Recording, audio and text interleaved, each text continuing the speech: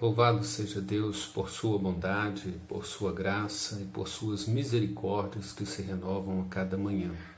Dando continuidade ao nosso estudo em Filipenses, primeiro capítulo, versículos 10 e 11, Paulo nos exorta para aprovardes as coisas excelentes e serdes sinceros e inculpáveis para o dia de Cristo, cheios do fruto de justiça, o qual é mediante o Senhor Jesus Cristo para a glória e louvor de Deus. A primazia e a glória do louvor a Deus. Deus é digno de receber toda a honra, toda a glória, todo o louvor e toda a adoração.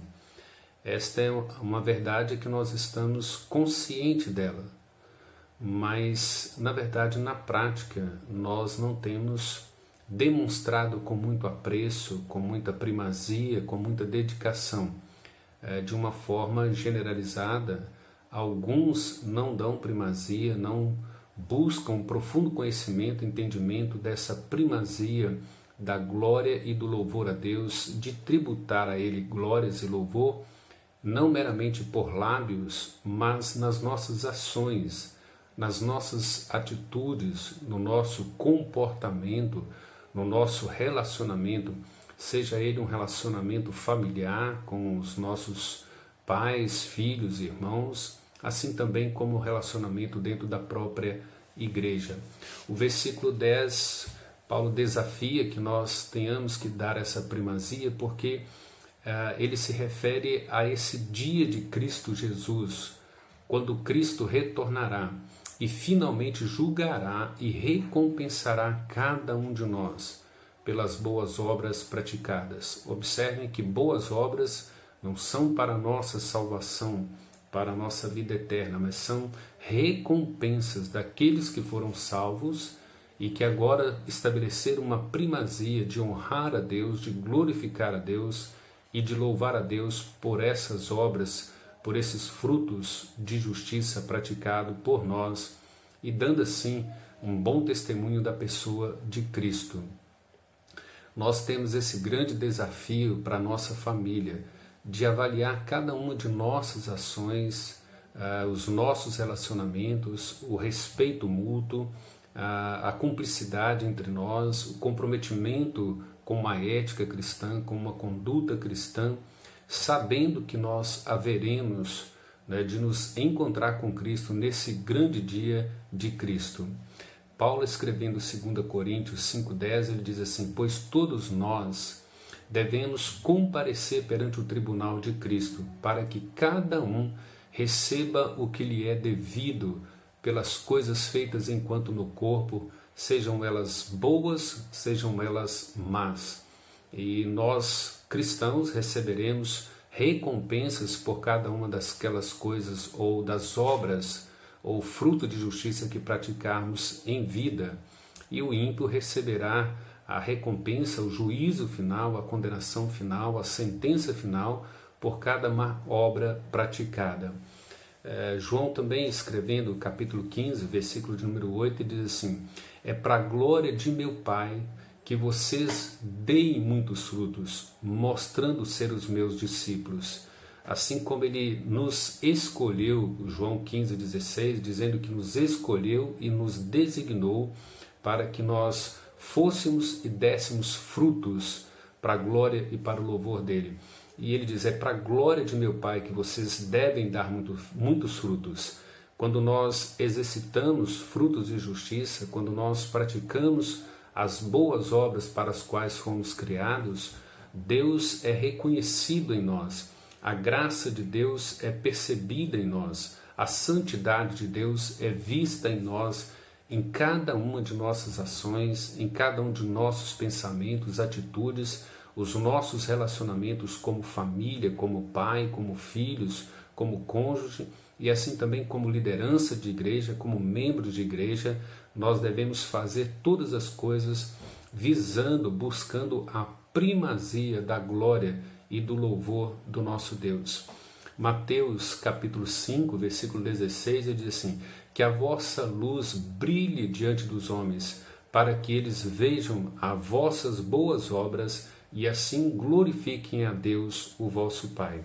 Observem que o propósito de executarmos boas obras, de executarmos frutos de justiça, de ter bom testemunho, de ter uma ética bíblica, uma conduta bíblica, uma postura que glorifica a Deus, não é para que nós sejamos meramente beneficiados, não é para que nós sejamos destacados, mas que à medida em que nós fazemos essas coisas, praticamos essas verdades, eles olham para nós e tributam a Deus glória e louvor, reconhecem que somente Deus poderia nos qualificar e nos habilitar enquanto seres humanos para fazer o que nós fazemos, para amar com um amor sacrificial, para perdoar como a Bíblia nos ensina a perdoar, para de fato ser pessoas cheias de ternos afetos, de misericórdia, bondade e longanimidade, mansidão e domínio próprio.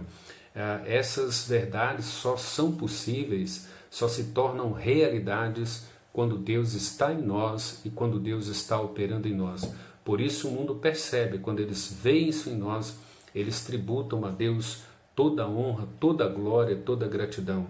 Assim Deus é honrado através das nossas práticas de boas obras e Deus é glorificado através dos frutos de justiça que nós praticamos, exercitamos em todas as áreas da nossa vida, apesar de toda e qualquer circunstâncias.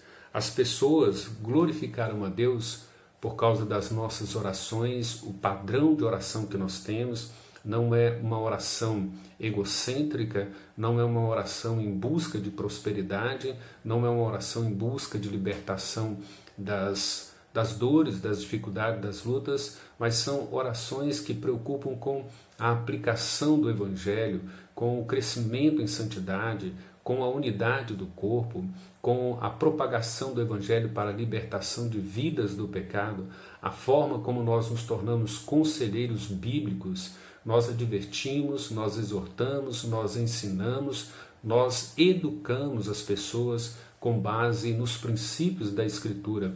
Nós servimos uns aos outros por temor a Cristo, nós servimos a Deus porque reconhecemos Ele como o único Deus, nós temos vida de integridade, de fidelidade, nós nos tornamos pessoas irrepreensíveis, inculpáveis perante Deus e perante os homens, para que nesse dia do juízo nós tenhamos a aprovação de Deus, o reconhecimento de cada uma dessas boas obras, de cada um desses frutos de justiça praticados por nós.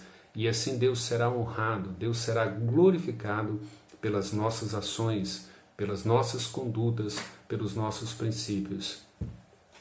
A aplicação para a nossa família, para a minha família, para a sua família, para a nossa igreja, é tentar aplicar 1 Coríntios 10, 31, quando Paulo diz ali: portanto, quer comais, ou bebais, ou façais outra coisa qualquer, fazei tudo para a glória de Deus Pai. Observem que ele trabalha as coisas mais essenciais e as coisas primárias para a nossa sobrevivência. Comer, beber. Ele diz, aquilo que é necessário para a sustentação da vida. Então, tudo que nós fazemos, tudo que nós pensamos, devemos fazer e pensar para a glória de Deus Pai. Paulo diz em Filipenses 4:8, tudo que é puro, tudo que é santo, tudo que é louvável, tudo que é de bom entendimento, deve ocupar a nossa mente, nós que somos guardados por Deus e pela paz de Deus. Colossenses 3,17, Paulo ensina também a mesma verdade, dizendo assim, e tudo que fizerdes, seja em palavra, seja em ação, fazei-o em nome do Senhor Jesus, dando por ele graças a Deus Pai. Observem que há vários textos da Escritura nos ensinando a primazia do louvor e da glória do nosso Deus. Romanos 11:36 diz, porque dele, por meio dele e para ele são todas as coisas. A glória, pois, a ele eternamente. Amém. Observem que nós, enquanto família, a minha família, a sua família, nós precisamos estabelecer esse princípio de reconhecer, não é, diante de Deus a primazia do louvor e da glória dele. Tudo que comemos, tudo que bebemos, se fazemos qualquer coisa, devemos fazer pensando primariamente no louvor e na glória do nosso Deus. Quando você respeita cônjuge, quando você respeita pai, quando você respeita filho, quando você respeita irmãos, quando você respeita a liderança da igreja, quando você respeita pessoas, quando você valoriza pessoas, quando você, embora não aceitando os erros, as falhas das pessoas, mas você respeita enquanto seres humanos, você os trata com dignidade, conforme a Escritura, conforme as constituições, conforme os princípios de direito.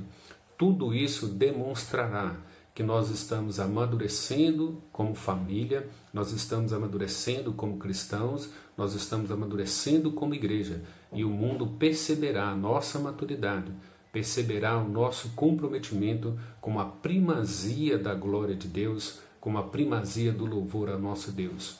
Voltando a Romanos 11, a partir do versículo 33, ele diz: ó profundidade da sabedoria, tanto do conhecimento como da sabedoria de Deus. E ele fala dessa sabedoria, ó profundidade da riqueza, tanto do conhecimento como da sabedoria de Deus. Quem conheceu a mente desse Deus? Quem foi o conselheiro desse Deus? Quem primeiro deu a ele para que ele pudesse restituir alguma coisa? E ele conclui o versículo 36 dizendo: porque dele, por meio dele e para ele são todas as coisas. A ele a glória eternamente, e assim seja o desejo do meu coração, do seu coração, da nossa família e da nossa igreja. Deus os abençoe, que Deus assim nos conceda graça para colocar a primazia da nossa vida, louvor e glórias ao nosso Deus. Deus os abençoe.